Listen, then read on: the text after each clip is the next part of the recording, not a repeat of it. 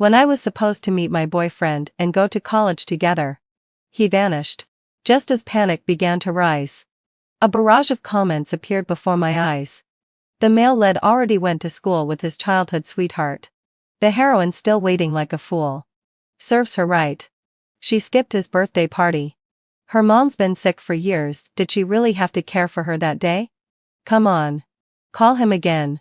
30 calls are your trial of love next one. He'll definitely pick up. Maybe even fly over to get you. I ignored the comments and turned away from the airport. I could go to school by myself. Who needed him to pick me up? Plane tickets. Train tickets. Sleepers. Even hard seats sold out. Fine. I'd find some way to get there. Justin was missing again. But this time, things were different. This time, I could see the comments. They said Justin had already left. He'd flown ahead with his childhood sweetheart, Vivian, to get back at me for not attending his birthday party. Skeptical, I pulled out my phone. Instantly, the screen exploded with chatter. The heroine's calling. Answer it. Male lead. LMAO. He's been staring at his phone waiting for her to call. He's been practicing his voice just to sound cooler when she calls. What a clown. As if it'll work. Once he hears her voice, he'll lose all his composure. After a long hesitation, I didn't call. Dozens of unanswered calls were enough. Instead, I sent a message to Justin. Baby. Are you with Vivian? Have you already gone to school? My fingers trembled as I hit send. Please. Let the comments be lying. But almost immediately, the typing bubble appeared. Within 10 seconds, his reply popped up. Yeah. We're already here. Vivian wanted to look around early. So we came first. Didn't tell you because I thought you could spend more time with your mom. I stared at the chat screen, scrolling back and forth. I didn't quite understand what Justin was saying until my eyes began to sting red. Then my phone buzzed again. Justin, let out a low sigh. Of course. That's not the only reason. Have you ever thought maybe this is your problem? I froze. My instinct was to type, I'm sorry. Because no matter whose fault it was, I was always the one to bow my head first. But this time, I just felt tired. Was it really my fault for missing his birthday? My mom was having surgery. Was I not supposed to stay by her side? And I had told Justin in advance. The words tangled in my chest. I typed, deleted, and typed again. Is it really my fault? But I couldn't send it. I scrolled through my call log. Every call from before rejected. Hundreds of messages. Where are you? What happened? Please, don't scare me. Call me back. All unanswered. Justin never relented until I completely gave in. Suddenly, the whole thing just felt meaningless. I looked down at the crumpled cookie bag in my hand. Justin once said the worst thing about flying was the in-flight meal. So I'd gotten up early to bake cookies for him, planning to surprise him. Who would have thought he'd be the one to surprise me instead? I shoved all the cookies into my mouth. They were too dry. My throat burned. Tears spilled down my cheeks. I was so tired. I sat on the steps for a long time. Then, let out a low sigh. Finally, I wiped my tears, shook my head clear, and opened the ticket app. Flights gone. Trains gone. Sleepers. Hard seats gone. Fine. No seat. 5 tickets left. 30 hours total. I hit purchase. Seconds later. Success. I turned from the airport and walked away. Justin and I were high school classmates. We'd fallen for each other long before he confessed after the college entrance exam. Once we started dating, I realized how sensitive he was. Possessive to the point of suffocation. I had to report where I was, who I met, even who was at a group dinner.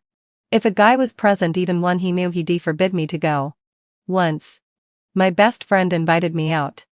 My aunt and cousin happened to visit, so I brought my cousin along. When Justin found out, he rushed over immediately, dragged me away without a word, and even yelled at my cousin. No matter how I explained, he wouldn't listen. We fought, stopped talking. The next day he showed up drunk, crying in my arms. He said his mother had run off with another man. And he was terrified I'd leave him too. Even then, when he wasn't apologizing, just pleading for sympathy. He never thought he'd done anything wrong. And still, I forgave him. Last month was his birthday. I prepared a gift, but I couldn't attend the dinner. My mother had a chronic illness and needed hospitalization every year. She postponed it because of my exams. And her condition worsened. The doctor said she needed surgery and someone had to stay with her. Unfortunately, heading for Champ, the surgery fell on Justin's birthday. I apologized to him in advance. He wasn't happy but said he understood. But on the day itself, everything changed. After my mother's operation, she was stable. So I ran to see Justin, cake and gift in hand. I waited outside his house until midnight. He never showed. I couldn't reach him. He was gone for an entire week. Later I learned that he'd gone on a trip with Vivian right after the party. Justin only said, "Coolly, heading so my session. I forgot to tell you. I don't blame you." Later, we found out the three of us had been admitted to the same university. He'd been thrilled. "Serena, let's fly there together." I'd never been on a plane and was nervous. He'd smiled, eyes gleaming. "It's fine. I'll hold your hand, you can rest in my arms. I'll be there for every one of your firsts." I'd been so touched. I used my summer job savings to buy our tickets. I'd been so excited for that day. Only to be met with his revenge. The comments shattered my illusions. But they also cleared my head. Justin's love had always come with coldness and control. Forcing me to apologize. Forcing me to prove my devotion.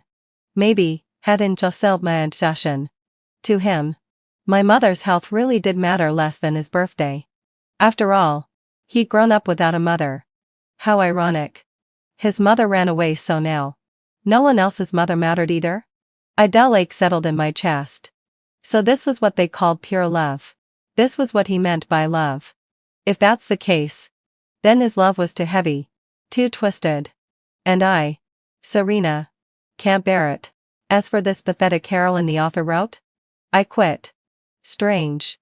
Why is the female lead at the train station? And why is she about too bored?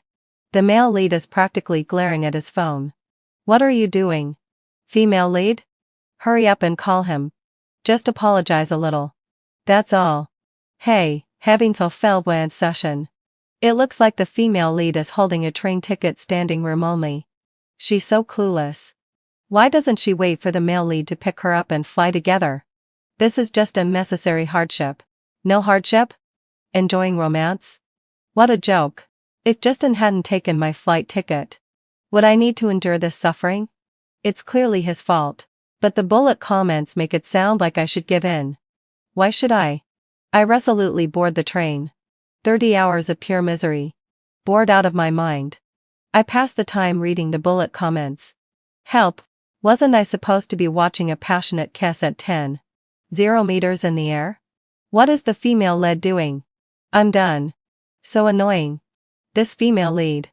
A simple phone call could have solved everything. But no. Now she's making a scene. How is she going to face the male lead at school? The male lead's at fault too.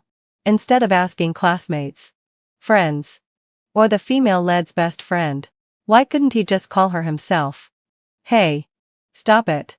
It's always the female lead giving in. One more time won't hurt. Will it? Besides, the male lead's stubborn heart is the real charm. I get it now. I've given in too many times. Even the bullet comments think I should apologize to Justin. But I'm not wrong. And I'm not going to spend my energy explaining that I'm not wrong. Only to end up apologizing to Justin. The whole journey goes by in a daze. When I finally get off the train, my back and waist are aching terribly. But today is the last day to register. I have to push myself to go to school. By the time I arrive at the registration point, I'm utterly exhausted. Registration requires a phone. My phone's dead. So I can't confirm anything. A senior at the registration point plugs my phone into charge. Seeing me swaying, he can't help but say, "Hey, heading so filled session. You should rest here for a while. Classmate." I wave him off, but my heavy head falls uncontrollably onto the table. When I wake up, Justin's angry face is before me. and Vivian's smug grin. My gaze falls on Vivian, who's clinging to Justin's arm. My heart skips a beat.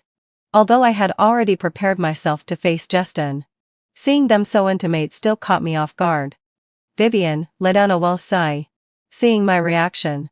Tight, and her grip. Serena, why are you only here to register now? Justin and I were so worried about you. We couldn't even enjoy our outing. She looks toward a senior nearby. We came over earlier and saw that senior fussing over you. Did you know? He's the most handsome guy in our department. You've already gotten so familiar with him. Vivian always acts like Justin's god sister.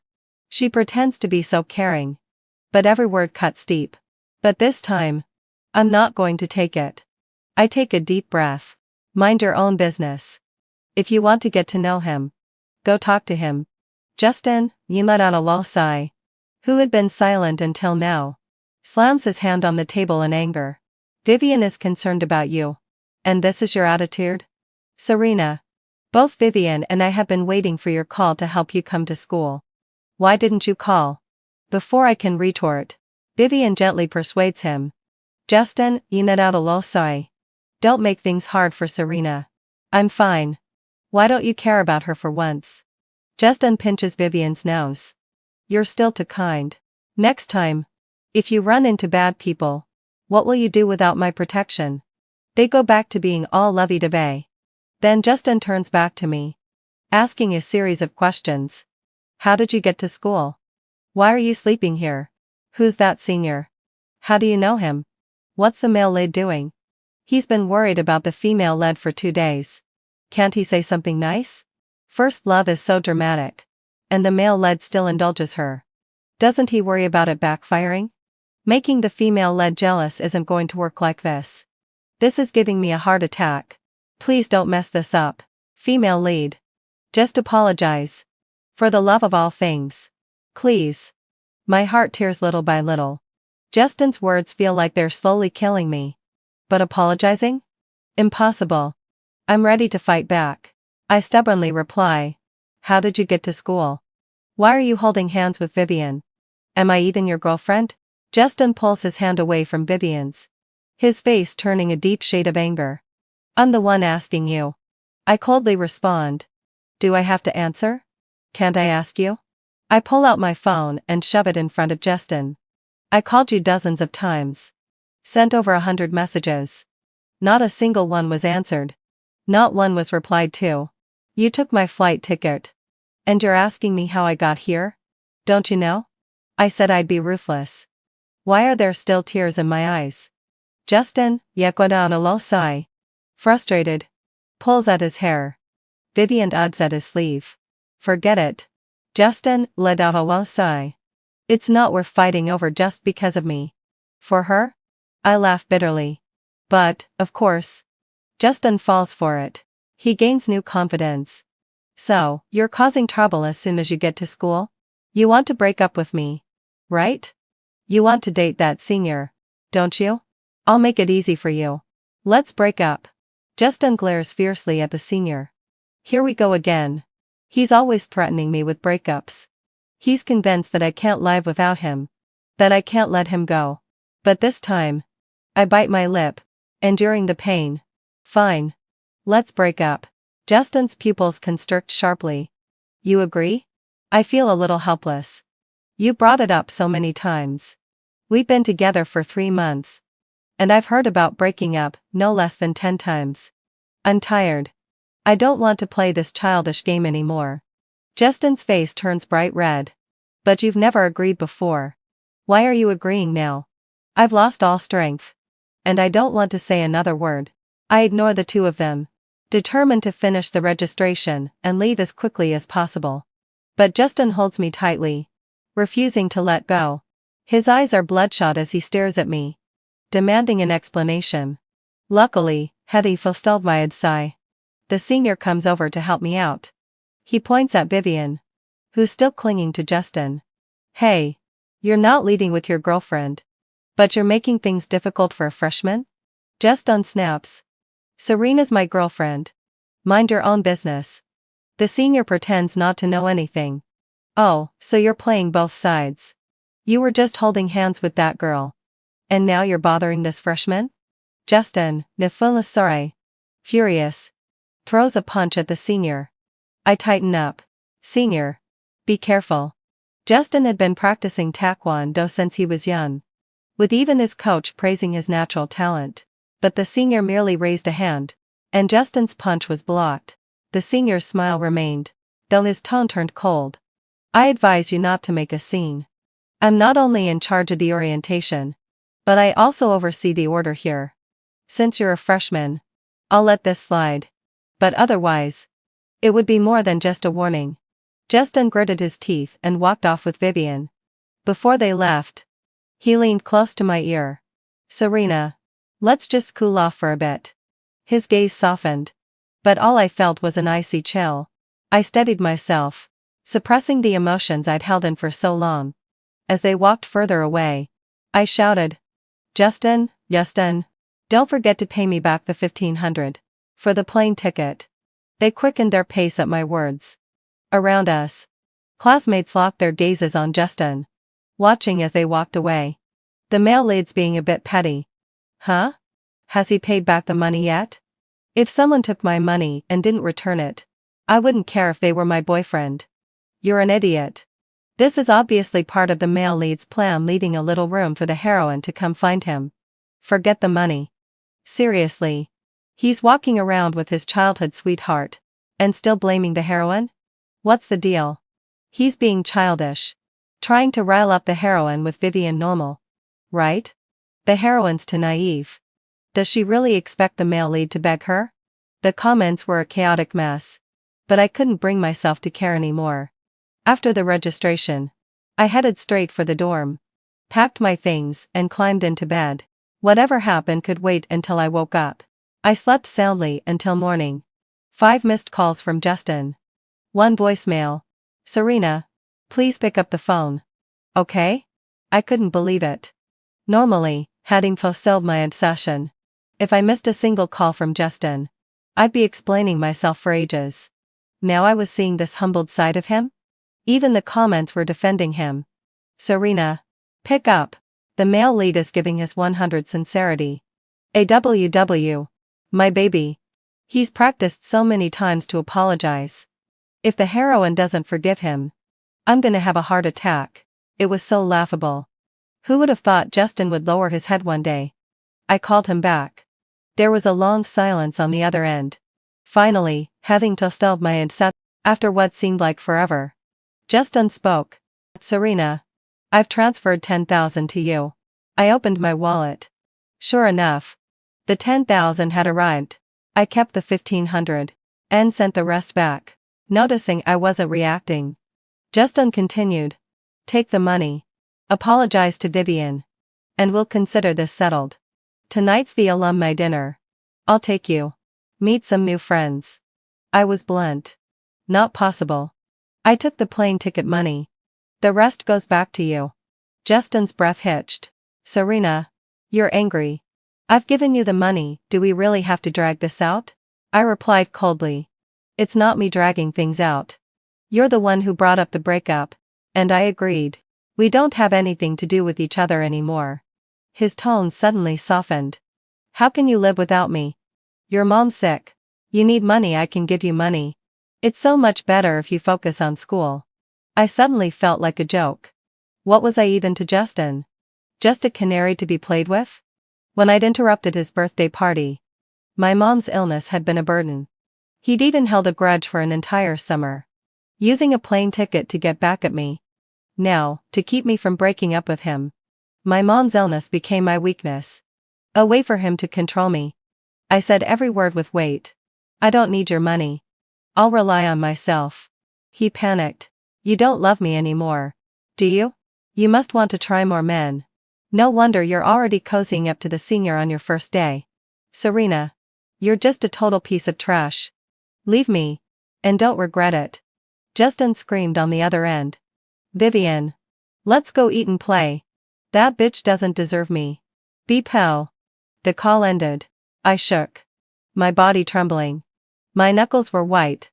My nails digging into my palms. Drawing blood. My stomach churned. But it was nothing but dry heaves.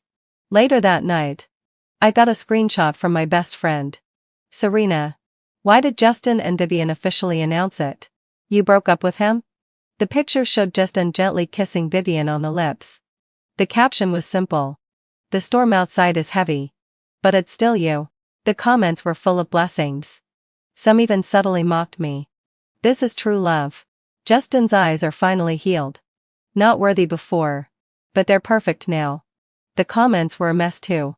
What the hell? To make the heroine jealous. The male lead sacrificed way too much. Sacrificed? More like. He's celebrating. He probably already set up the house. What a jerk. Male lead. Just go die. Who cares? The male lead's rich, he could easily support the heroine. It's the heroine who's ungrateful. If I were her, I'd have accepted it by now. Who wouldn't want to enjoy this life? But the male lead's already cheating. He won't let go of the heroine but is fooling around with someone else. I'd never stand for that if I were the heroine. Independence is better. For the love of romance novels. Stop with the independent woman talk. Isn't the domineering CEO's obsessive love more exciting? I shook my head.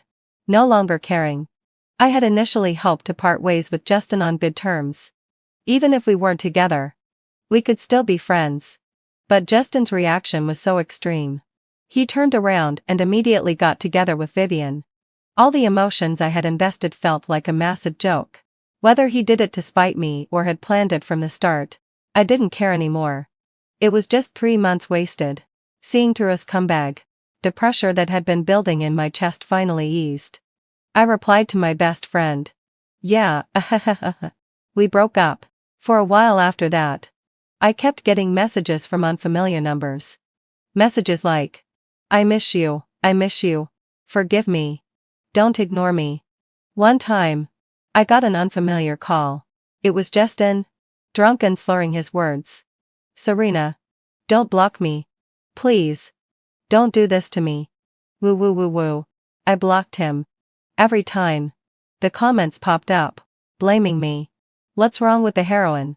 The male lead is like this. And she won't forgive him? I can't believe it.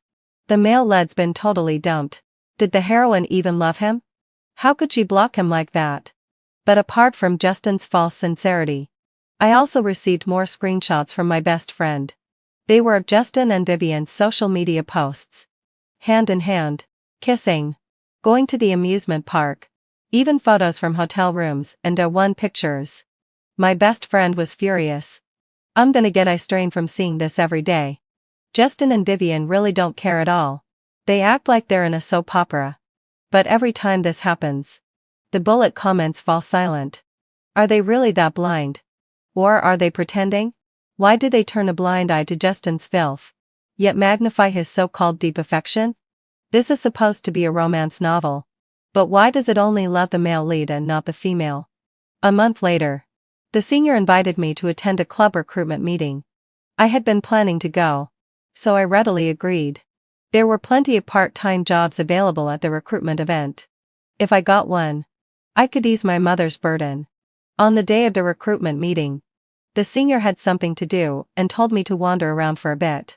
Unexpectedly, I ran into the last person I wanted to see, Justin. He was walking toward me with a few other guys. I quickly turned around, hoping he wouldn't spot me. But I was too slow. One of the guys noticed me. Justin, sit down. Justin, isn't that your girlfriend? Justin confirmed it was me and quickly walked over. He was emotional. Serena. You actually came. All for me. It clicked in my mind. 3 days ago, Justin had contacted me from an unfamiliar number. Serena. Come to the recruitment meeting. I'll show you around. His group immediately started teasing. Justin is amazing. Yesterday he went on a date with his first love. And today he's meeting up with his girlfriend. Teach me. Justin and Jinwa. My family's not short on money. But I'm not as carefree as you. Yeah. Justin's got the perfect setup, home's got a red flag while the outside flags are colorful. I envy you. They kept getting more outrageous. And Justin didn't stop them. He stood in the middle, staring at me, a hint of smugness in his eyes. He was clearly enjoying the feeling of being the center of attention. It was like he was trying to prove how irresistible he was. I was about to leave. But Justin called out to me. Serena. Don't mind them. They're always joking around. They're all my buddies. No bad intentions. When his friends heard this, they all chimed in. Justin really has powerful connections. He's only been at school for a few days and already knows the student council president. I've heard our president not only excels academically but is also skilled in horse riding, martial arts, and golf, and his family runs an international business. Successful people attract each other. I want to join the dance club. I've heard there are lots of hot girls there. Justin, you want out a low sigh. Can you hook me up? Help me out too. I need more credits. A crowd gathered around us, calling me Justin's girlfriend and me his wife. It made me so uncomfortable. I was about to retort when a mocking voice came from behind. Justin actually knows her? How come I didn't know? I turned to see the senior. He pushed through the crowd and pulled me to his side. The senior's gaze shifted to Justin. Your grand entrance at the new student reception was unforgettable. I apologize. I apologize. The people who had been teasing us fell silent. Justin's face turned a deep shade of purple. He gritted his teeth and waved at me. Serena. Come here. I grabbed the senior and started to leave. Justin blocked our way, hysterically shouting. Serena. You can't leave. Are you interested in the student council president male? What does he have that I don't? The senior moved to approach, but I beat him to it. You're wrong, you're wrong. Justin. Stop reducing everything to your shallow and childish dating games. It's really beneath you. Besides, you're not even in the same league as the senior. Justin was speechless, unable to respond. The senior issued an ultimatum. Serena has always relied on herself. From the beginning to the end. She's never asked me for anything. Please leave. No one here welcomes you. Justin shot me a venomous glare. After a while, his friends finally managed to drag him away. Oh my God. The senior and the female lead are so cute together. For sure. Compared to Justin, the senior seems so normal. After being pestered by the overbearing male lead, normal people are a breath of fresh air. Not just normal. This senior has 8-pack abs and a 20-inch waist. The female lead's really lucky. Is this for real? I'd die for a guy with stable emotions. A great body. Good looks, and a successful career. If that happened, I'd live in a villa and eat 5-star meals. My face immediately flushed, and I stole a glance at the senior. He smiled at me. What's wrong? Why's your face all red? Are you feeling sick? Following the senior's advice, I interviewed for a library work-study position. It paid a bit over $1,000 a month, which was enough for my expenses. But what annoyed me was that once Justin found out about my job, he started showing up at the library every few days. Like a clingy dog. He wouldn't leave me alone. He didn't try to talk to me, though. He just stood a little ways off, staring at me with such affection. It was like he was a stone idol waiting for me to worship. Although I could easily ignore him, the sight was enough to make anyone uncomfortable. There were always people stopping to watch this strange scene. Some clueless people even tried to advise me. He's being so affectionate. What's the harm in forgiving him? Classmate. You're being way too cold-hearted. I can't stand it. To these so-called saints, I could only roll my eyes. Thankfully, heading for Velvet. Not long after, Justin stopped showing up. From what I gathered from the bullet comments, the senior helped out, and apparently, Vivian played a role too. This is hilarious. When the senior found out the male lead wasn't giving the female lead a break, he went straight to the first love. And now she's following him around all the time. The male lead finally got a taste of his own medicine, following the female lead around like a lost puppy. I feel sorry for the female lead. I thought the male lead was just naturally this way. But it turns out he's completely soft when it comes to his childhood sweetheart. How much pain did the female lead endure? Wow. Wow. Wow. The senior and the female lead are so cute together now. Silently protecting the female lead. How can anyone resist that? The entire semester passed without me seeing Justin again. Just when I thought I would never interact with him again, he popped up in the most unexpected place. One day during the break. Out of nowhere. A bullet comment appeared. Don't go home. Female-led. You'll be so mad. The male-led couldn't win the female-led over. So now he's trying to work on her mom. How shameless. I rushed home. As soon as I entered, I spotted Justin. He had brought a ton of gifts. He sat there seriously on the couch. When he saw me return, he awkwardly scratched his head. Serena. You're back. My mom brought out a fruit platter. Serena.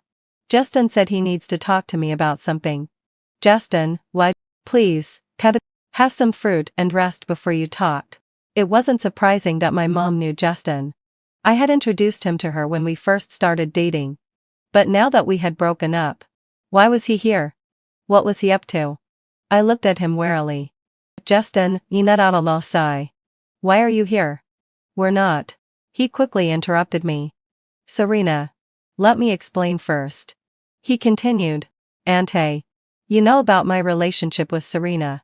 From now on, you'll be like my mom. I heard from Serena that you've been recuperating. So I brought some supplements for you. Also, heaven will sell my obsession.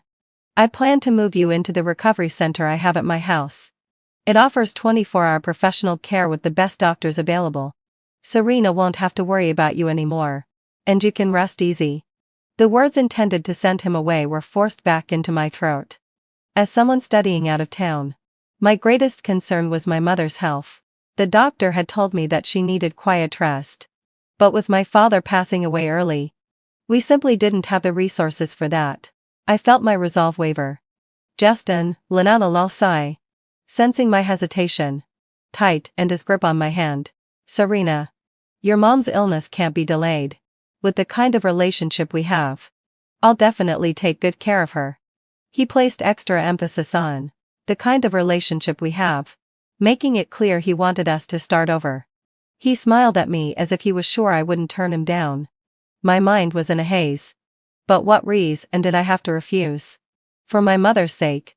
What was it to sacrifice myself? Justin turned to my mother. Auntie.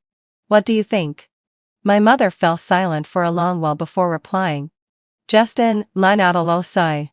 What do your parents think? Have they agreed? Justin looked visibly flustered. Auntie. My parents will talk to them. They'll agree. My mother smiled at me. I'll discuss it with Serena first. This isn't a small matter. You should go home now. Before leaving, Justin cast one last unwilling glance at me. I looked at my mother, confused. Why didn't you just agree? She pulled me into her arms. Serena. Have you broken up with Justin? I didn't answer. Mom knows you're worried about my health. But you can't joke with your own future. If Justin really respects you, he should have asked your opinion first. And let you tell me. Not just show up uninvited.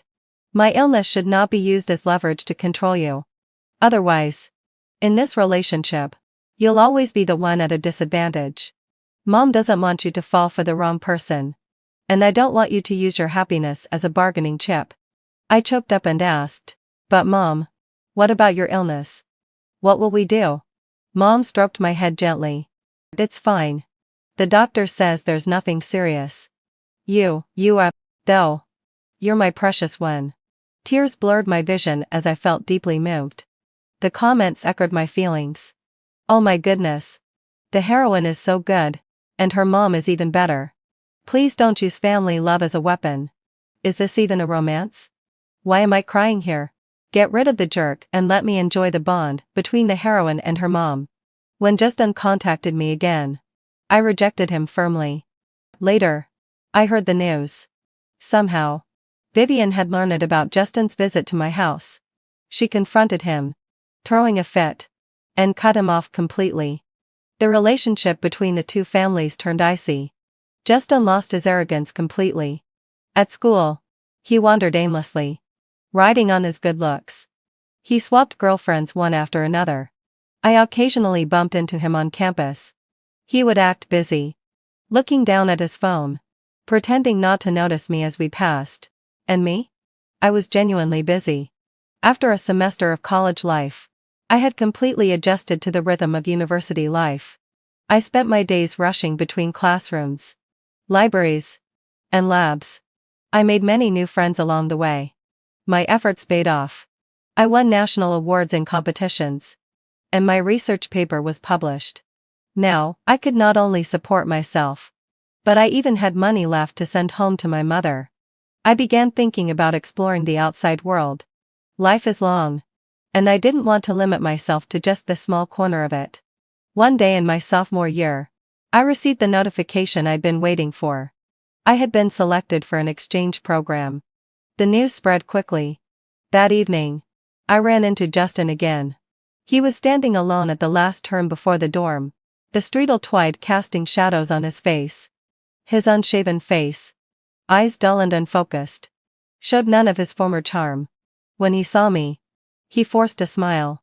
"Serena, I heard you're going abroad." I didn't respond. "Justin," you let out a low sigh. Awkward.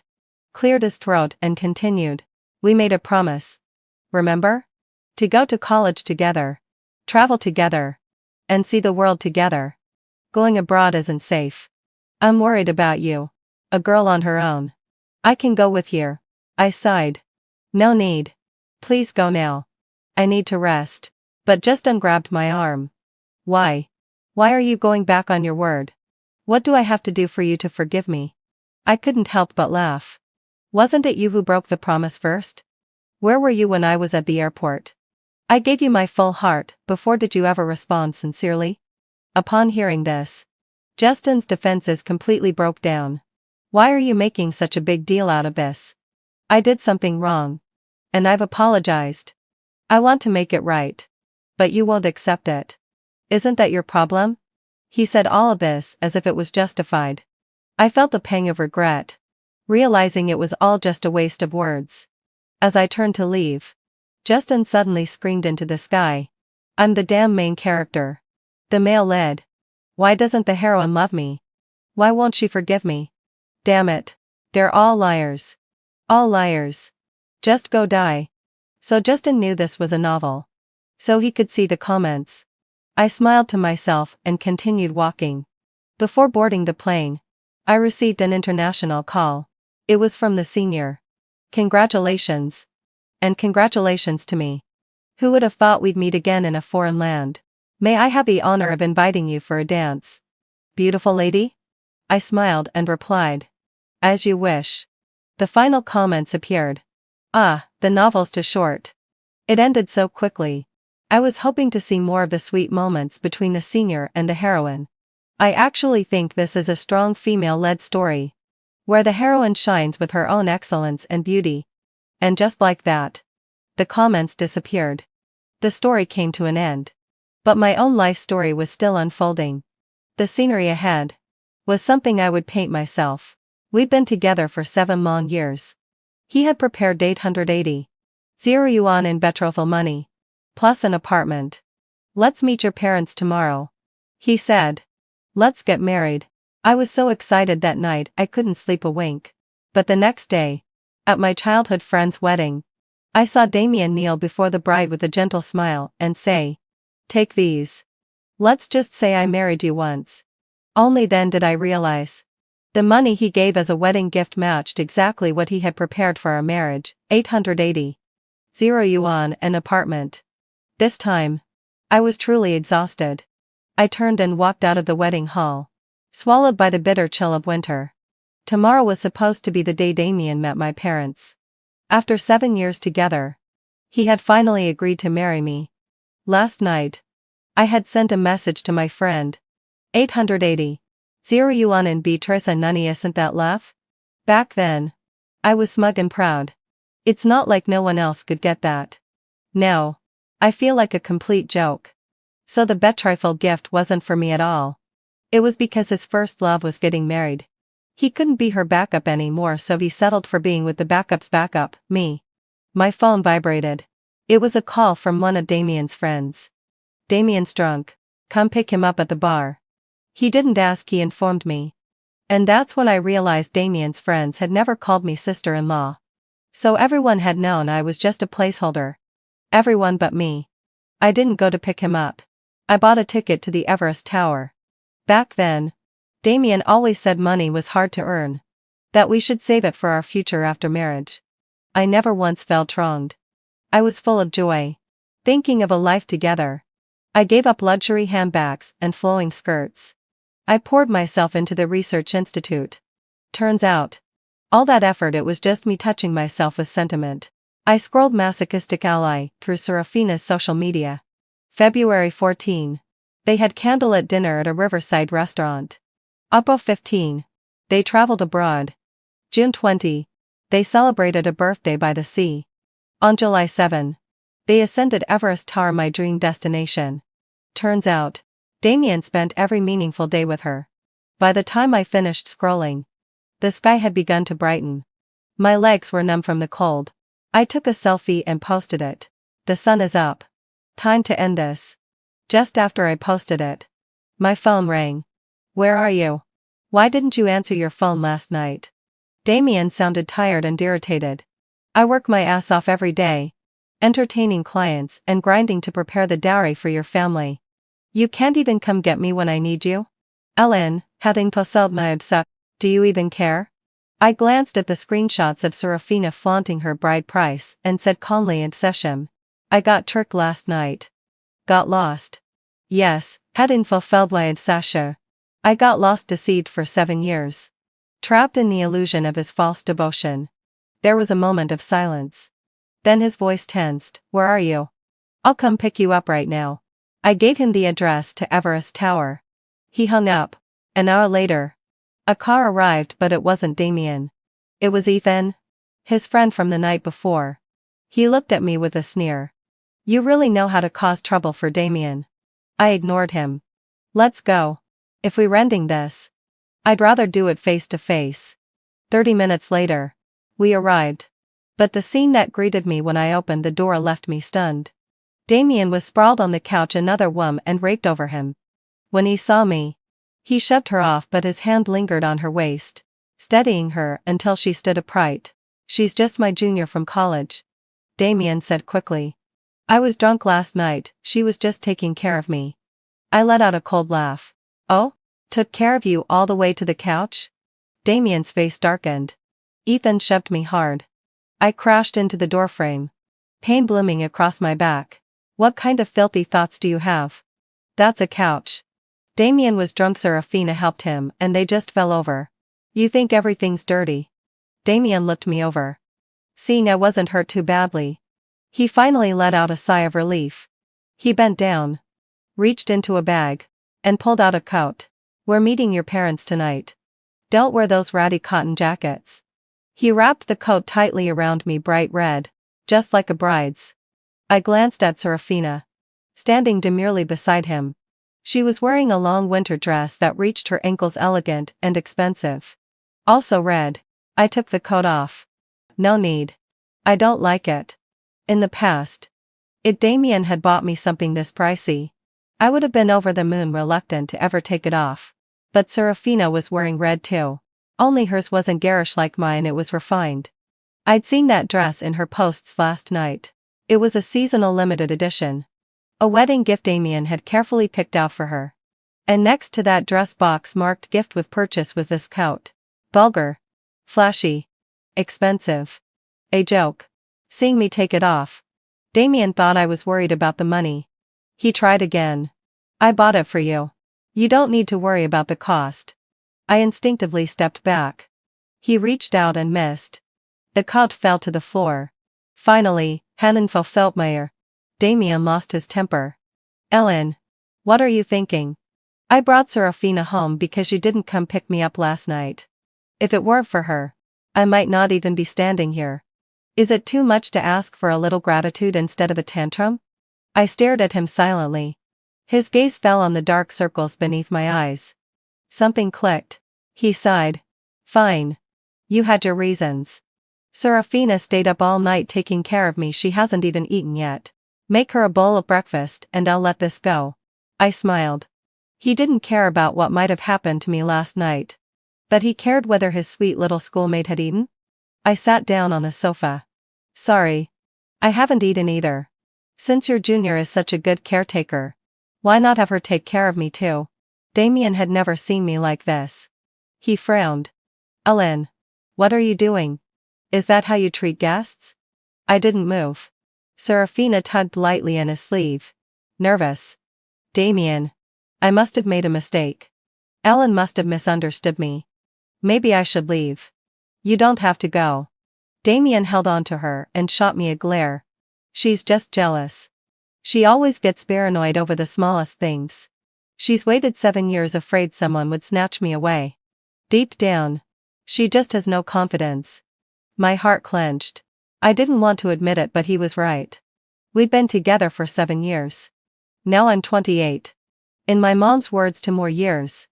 And I'll be too old for anyone to want me. Over the years, I had been subtly hinting at marriage. But he always pretended not to understand. It wasn't that he didn't get it, he understood perfectly well. It was just that I wasn't his Serafina. I looked up at him. Let's break up. Damien was momentarily stunned. I turned around to pack my things.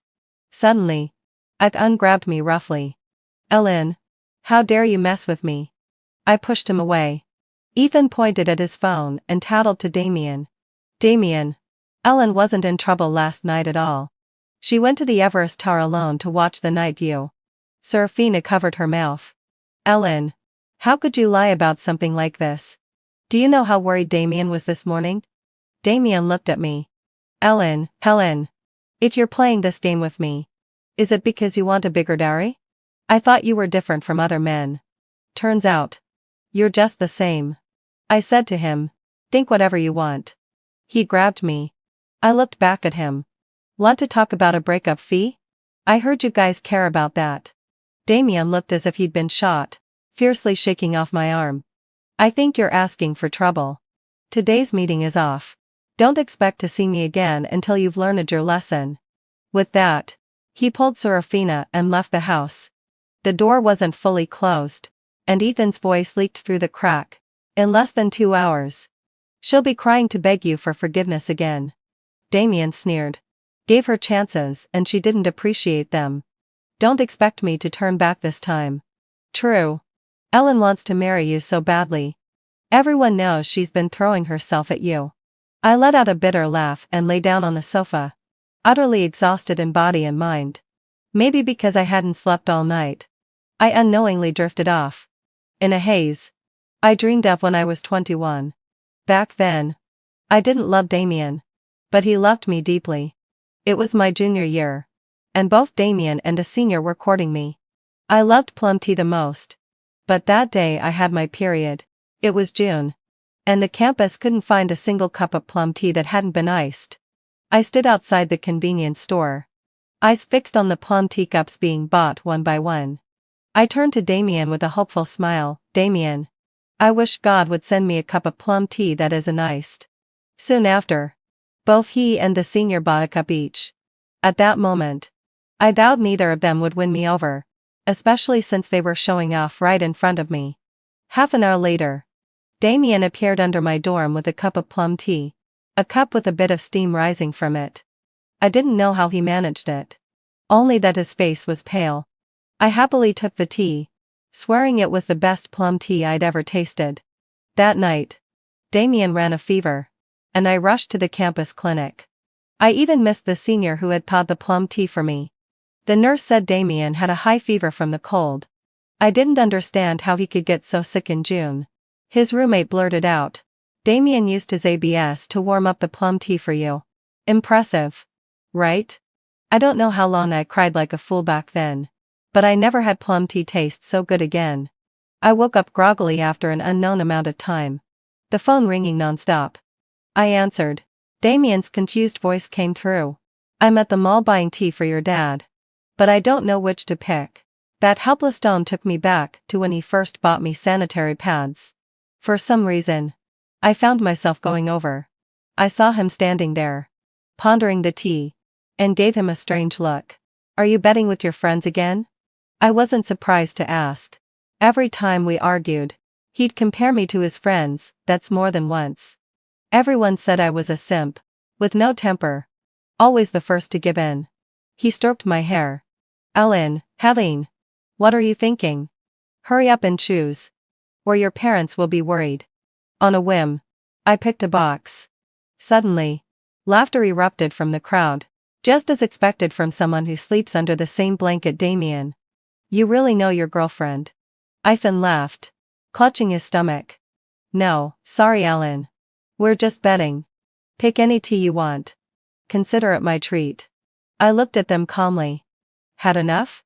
Damien looked at me. It's just a joke. You're not going to make a scene over this. Right? No scene. I smiled. Breakup fee settled. Pick the tea. We're going to your coin to your. What did you say? Damien was shocked. I looked up at him. Breakup fee. You men love this. And so do we women. He treated me like his clingy shadow, thinking I couldn't live without him. Yet he dared to use my money to buy hardware for Serafina. Damien blurted. Stop messing around. We don't mess around. Just settle the money. The hardware's worth over 100,000. Don't act like a deadbeat. I cut him off. At the mention of the hardware, Serafina, who had been hiding, appeared. So you're the Luli who added me last night. Hearing the nickname, Damien's expression changed dramatically. Ellen. You? Serafina cried. Ellen, having FL.Later, are you trying to frame me for taking your money? I already have 88,000 in dowry. Why would I care about your petty cash? I sneered. Oh. It's not just 88,000. It's 176,000. Isn't it? Damien's face darkened. Ellen, Helen. Let me explain. Ethan shoved him aside. Ellen, Helen. How can you be so cruel? Damien and Serafina once loved each other so much. What's wrong with him giving her extra gifts as an ex? That just shows Damien is sentimental. If you're unhappy with a man like him, fine. But don't blame him. You're not worthy of such genuine love. I laughed. Truly shameless and unbeatable. I reached out to Serafina. Cut the nonsense. Return the hardware. Those gold bracelets and jewelry were worn on Serafina's body. Who knows why she didn't wear her husband's, but wore her ex's instead. I almost felt sorry for my childhood friend. Seeing Serafina's jewelry being snatched away. Damien finally lost his temper with me. Ellen, are you a shrew? Snatching jewelry in public, it's just a few 100,000. Of course. I'll pay you back. I nodded. His face darkened. So you're this kind of person. A gold digger. I misjudged you. He left with a furious look. As if I were the worst villain. I didn't bother with him and turned to leave. Before I left, he sent me a message. You've embarrassed me so badly today. If you don't apologize publicly on social media, tonight's meeting is off. He spoke so arrogantly. As if I were just playing around with him at this point. How pathetic he thought I was. I took out my phone. Mom. Dad. I booked tickets abroad. Let's go on a trip. I picked up my parents and booked 2 rooms near the airport. The flight wasn't until 9 at night, so I helped them buy some essentials nearby first. At 2 in the afternoon, Damien posted an update. It was a list of candidates for a business trip at his company, and he was on it. Clearly, he was trying to tell me that if I didn't yield to him soon, he'd be leaving for the trip. I shut off my phone right away, not bothering to respond. Half an hour later, he sent a message. Ellen, is your phone dead? I teasingly patted him back. For a long time, he didn't send anything else. I figured he was pissed. Sure enough, soon after, Serafina updated her moments with. Taking a nap at my ex's place feels totally different. Connie cooked by my ex himself. MWA. I screenshotted and sent it to my best friend. Bro. I wanna dye your thing green. Not long after, Damien sent me a photo. In it, blood stained his temple. Hair covering a bruise, fragile and pitiful. I couldn't help but applaud my buddy silently. I didn't realize all of this was seen by my parents. Mom suddenly grasped my hand. Sweetheart, did something happen between you and Damien? Her tone was cautious. By now, I didn't plan to hide it anymore. Mom. Dad. Damien and I are breaking up. Mom was stunned for a moment. Then wrapped my hand in hers. Whatever you decide, your mother and father support you. Actually, we could tell Damie, and didn't want to get married. That 88,000 dowry you mentioned and last time was really too much for him. As long as you love each other. Even without a dowry. We'll support you. We still have some savings. I interrupted her. Mom. He gave that 88,000 to his ex-girlfriend. I hadn't expected Mom to see my moments. At the time, I was thrilled Damien loved me enough to give me that as a dowry. I didn't care about the amount, only his sincerity mattered. When Mom heard that, her hand trembled in mine. She was old now. Her hands wrinkled. Dad's temples graying. I felt so sorry for them. Dad patted my shoulder. Our daughter is such a treasure. If it comes to it, I'll support you for life. I smiled, tears glistening in my eyes. 5 hours before the flight, Damien messaged Dee again. I'm almost at your parents' house. Don't be late. I cursed him silently. What an idiot. Trying to bet against me. 3 hours before takeoff, Damien sent a photo of the building below my apartment. I hesitated. Did you Photoshop this? His words were impatient. Photoshop my ass. I've been waiting for you 4 hours. Where are you? My eyes flickered. He really was there. He sent 2 more messages. I heard you guys went on a trip. Are you messing with me? A little later, he cautiously added. Helen, are you really mad? I silently shut off my phone. What an idiot. Since I didn't reply, he kept calling. Annoyed, I finally answered. His voice came through immediately. Ellen, where are you? Are you at the airport? I'm coming to find you. Wait for me. I chuckled lightly. You can wait for your grandpa. He was stunned. Ellen, you never cursed before. I replied. You don't know half of it. Back when my family was poor, I often got looked down on. At first, when wronged, I tried to reason with people seriously. But the more it happened, the more I realized reasoning only made others think I was easy to bully. That was when I finally understood what people meant by calling someone a shrew. But once, when Damien saw me arguing with an old lady at the market, he turned away in embarrassment. After that, I wrote him a promise: no more cursing. No more petty fights. Since then, I silently endured countless injustices only I knew about. Now, I refuse to suffer for him anymore. After saying that, I hung up. An hour before the flight, Damien caught up. His eyes were red as he grabbed me just before I entered the gate. Ellen. I frowned. He really made it. He held me tightly. Ellen. Are you serious about breaking up? I raised an eyebrow. Only now did he take it seriously? I answered calmly. Yeah. Suddenly, he snatched my luggage. Ellen. Don't go. I can explain. Serafina and I really have nothing going on. Can't we not break up? I frowned and looked at him. Damien. Are you a shrew? Snatching luggage in public? It's just a trip. I'm not going to spend your money. He opened his mouth to speak. But I cut in. So you're that kind of person, even your ex's money you're coveting. Gold digger. I misjudged you. Angrily, I grabbed my luggage back. He froze, clearly recalling the very words he said to me in the mall hours ago. I handed them right back, unaltered. Ellen, that's not what I meant. Of course I approve of you traveling with your parents. He shoved a card into my hand. Take this. Buy whatever you want. Let's talk when you're back, okay? I threw the card aside. If it's not automatically mine, I won't take it. My parents watched us warily as I pulled them away. He tried to step forward but was stopped by staff. Before leaving, I sent him a message. You embarrassed me so badly today.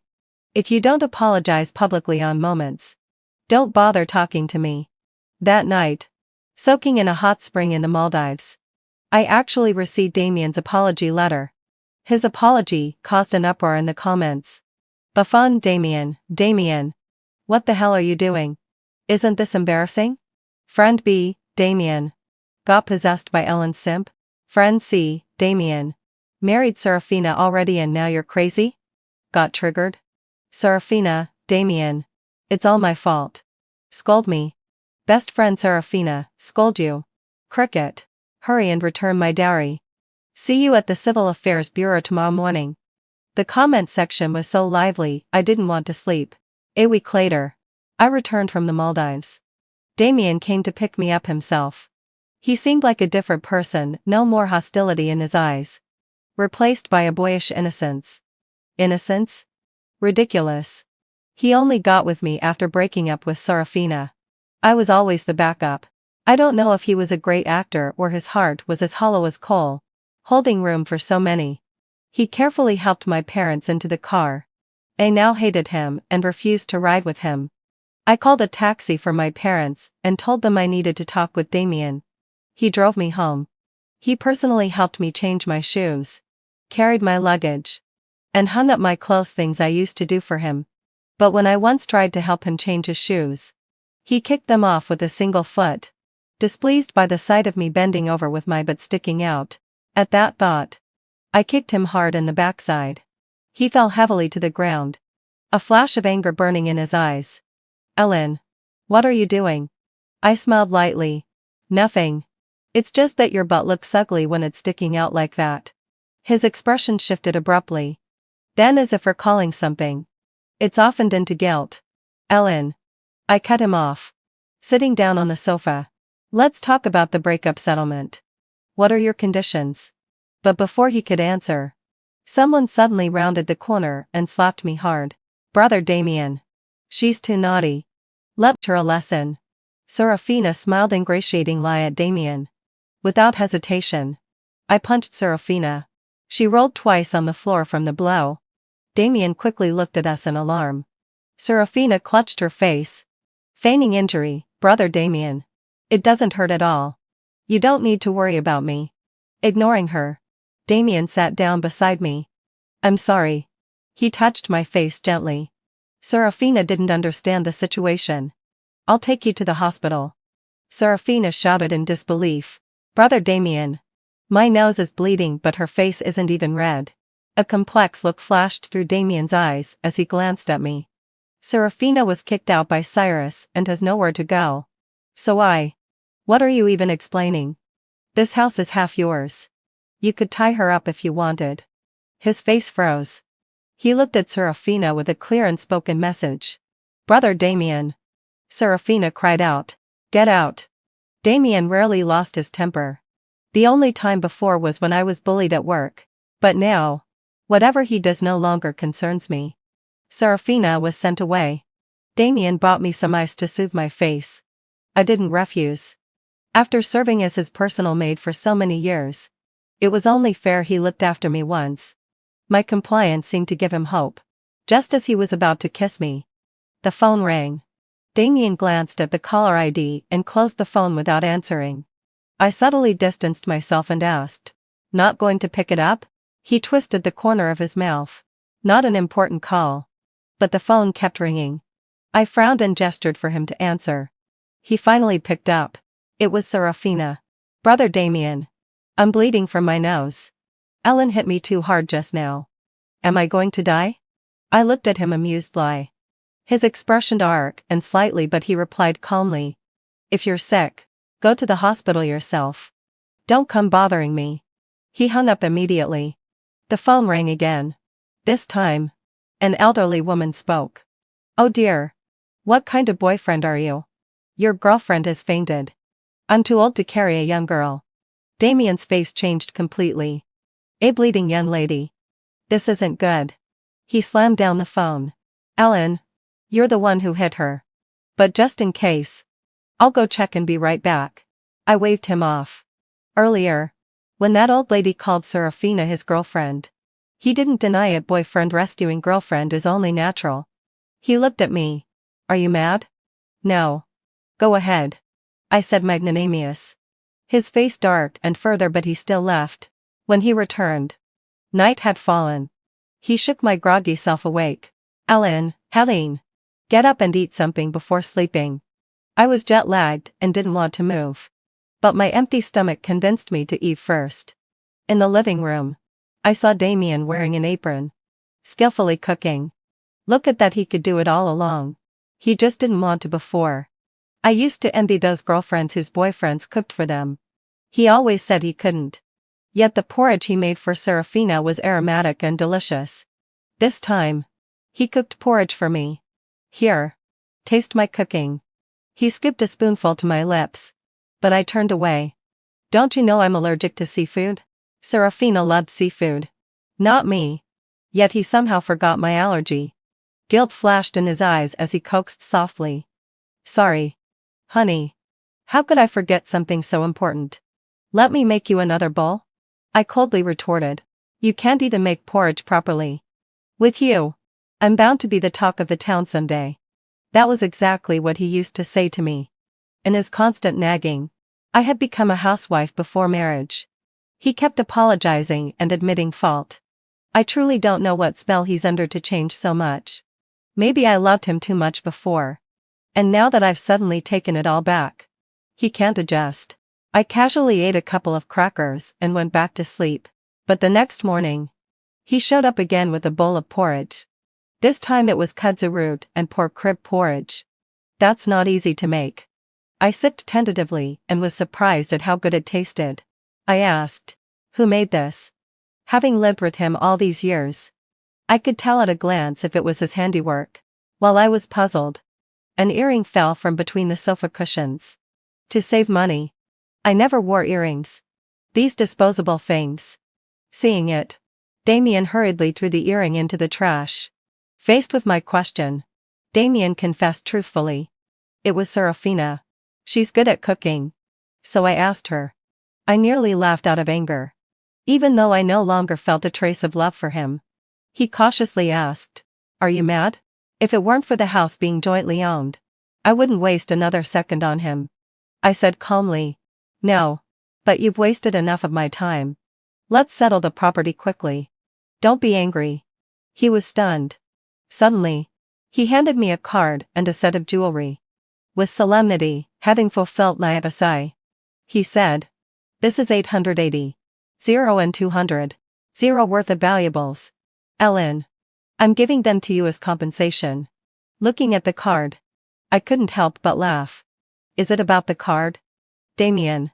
If you don't want to negotiate properly, I'll get a lawyer. At that moment, I truly felt all my years of effort were worthless. He suddenly hugged me. Ellen. I love you. I've loved you since college. It's just that Serafina's breakup made me obsessed, clouding my judgment. All my mistakes. I understand now. Please give me another chance. Okay? My tone remained calm. Why should I give you another chance? You say I became your obsession, making you lose sleep. Damien looked up sharply, eyes glistening. Ellen, do you hate me that much now? It's not a lie to say I hate him. He wasted so many years of my life. But more than hate, it's about letting go. Damien, I don't love you anymore. These past few days of traveling without Damien by my side, I didn't have to worry about anything related to him. No more wondering if he was angry with me. No more making breakfast for him or waiting for him to come home. For the first time, life felt smooth and easy. I didn't want to live a life with Damien anymore. He was stunned. As if he had never once considered the possibility that I didn't love him. Before, I had given him all my love. To the point that he simply couldn't accept the truth that I no longer loved him. He pestered me every day, begging for reconciliation. The bride price he offered jumped from 880. 0 to 660,000 yuan. I heard he borrowed all that money from his brothers. For the past month, those brothers had been avoiding him like cats avoiding rats. Ethan was especially overwhelmed and even came to see me in person. Sis-in-law, please talk some sense into Damien. He's borrowing up all the brothers' assets. The brothers have to live their own lives too. I raised an eyebrow. Don't call me sis-in-law. Serafina isn't around anymore. Ethan looked miserable. I was wrong before. Sis-in-law, Damien really loves you. It's all our fault, us brothers meddling. Confusing him. Please forgive him. I curled my lips into a cold smile. No forgiveness. Tell him to go home. Over time, more than a dozen of his brothers came to apologize. And I kicked them all out. The last to come was Damien himself, bringing Serafina along. Serafina's eyes were swollen red. Her voice shattered. Damien, weren't you supposed to love me the most? What are you doing now? She shouted at him with desperation. Damien, however, kept professing his love for me. I watched their ridiculous scene unfold. So this was what I had once been: hysterical, utterly undignified, continuously begging Damien for forgiveness, exposing such shame in his eyes. Truly ugly. I grew weary watching their tearful drama. I hired a lawyer to handle the property division. Coincidentally, Cyrus had hired the same lawyer. He was now also going through a divorce with Serafina. We clinked our glasses and smiled at each other. Misery loves company. On the day of the property division, Damien's eyes were bloodshot, his hair disheveled. I had never seen him like this. He said, "Believe it or not, after being with you, I never crossed any line with Serafina. My love has always been for you." I believed him. Of course I did. Otherwise, I wouldn't have fallen in love with him in the first place. But in the end, we were defeated by reality. After breaking up with Damien, I quickly left the city. I got an overseas assignment, where promotion and raises awaited me. 2 years later, I bought a house there and brought my parents over. On the day I got promoted, I heard Damien was getting married. The bride was Serafina. I never expected them to end up together after all. By then, I was free of love and hate, truly let go. Cyrus told me the story as a joke. Apparently, hadn't fulfilled l'envie. Serafina kept harassing Damien. One day, Damien pushed her away, and she happened to be hit by a passing car. Serafina was disfigured.